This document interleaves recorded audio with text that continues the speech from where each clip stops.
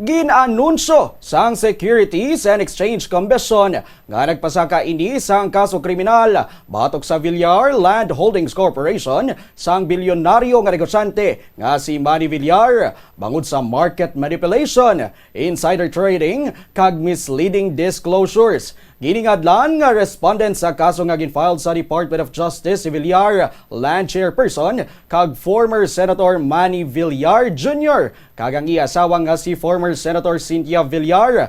Yaraman ang mga direktor nga sanday Cynthia Havares, Manuel Paulo Villar, Senator Camille Villar, kag Senator Mark Villar. Nalistaman nga respondents ang independent directors nga sanday Ana Marie Pagsibigan kag Garth Castañeda. Sunod sa SEC o kun SEC, naglapas ang Villar Land o kun kilala anay nga Golden MV Holdings Incorporation sa mga probisyon sang Securities Regulation Code. Lakip na ang pagban sa sala o kun misleading statements kag transactions nga nag-operate bilang fraud sa investors.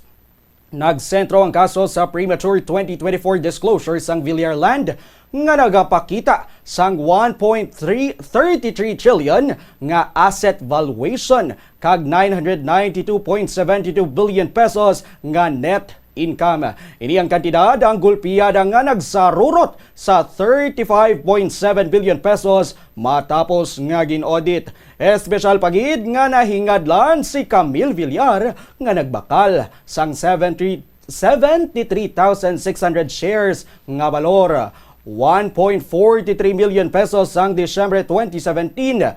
Inoras antes ang corporate disclosure nga rason sang pagsaka sang stock price sang kumpanya.